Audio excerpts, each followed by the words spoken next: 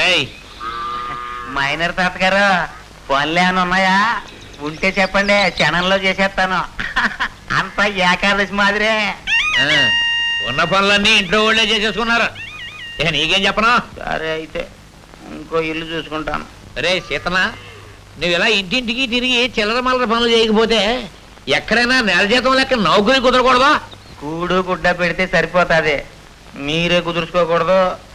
ఊరిని ఏరో ఊరు తక్కువని గుడిదని వెళ్ళాడితే ఇంట్లో కుండలన్నీ బద్దలు కొట్టిందంట. నువ్వు నాకెందుకురా? ఆ మొక్కే అందరూ అంటున్నారండి, కానీ అసలు రహస్యం అది కాదంటండి. ఇతని జన్మలో నేను పెద్ద జమీందారునంటండి.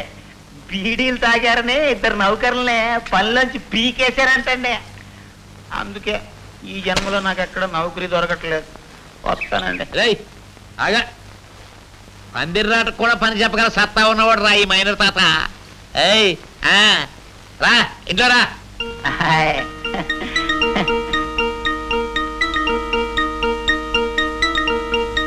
వంట తయారైంది, భోజనం వడ్డించమంటారా?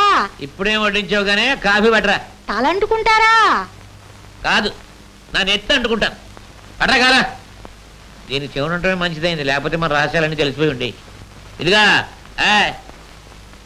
Coffee coffee. కాఫీయా? కాఫీ మాట ఎత్తొద్దని మీకు ఎన్నిసార్లు చెప్పాలి? మీకు చక్కెర వ్యాధి ఎక్కువగా ఉందని డాక్టర్ గారు అన్నం కూడా పెట్టొద్దన్నారుగా. నాకు కాదు కాఫీ, ఇదిగో సీతల గారికి. ఈడికి ఈడికి వీడికా?